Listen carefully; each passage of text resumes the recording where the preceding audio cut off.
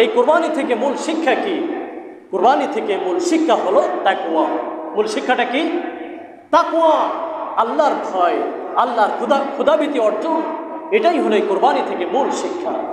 ইব্রাহিম আলাইহিস সালাম যেমন তার ছেলে ইসমাইলকে নিয়ে চলে গেলেন, সমস্ত ত্যাগ স্বীকার করে, সমস্ত বাধা বিপত্তি পার হয়ে। শয়তান ধোঁকা দিয়েছিল দুই জায়গায়, এই ধোঁকাকে অপেক্ষা করে বাদ দিয়ে সামনে চলে গেলেন। আগেই যে নিজের ছেলে ইসমাইলকে সহায় দিলেন, কোরবানির জন্য প্রস্তুতি নিলেন, কোরবানির ছুরিও চালিয়ে দিলেন। আল্লাহ শেষ মুহূর্ত পর্যন্ত পরীক্ষা দেখাই দিলেন যে এই ইব্রাহিম নবী তার ছেলে ইসমাইলকে বেশি ভালোবাসে না, বরং আমি আল্লাহকে বেশি ভালোবাসি। সকলে বলি সুবহানাল্লাহ। তাহলে কোরবানির মূল উদ্দেশ্য হলো ত্যাগ স্বীকার করা। আপনাকে সর্বোচ্চ ত্যাগ স্বীকার করে সব কিছু আল্লাহর জন্য বিলীন করে দিতে হবে।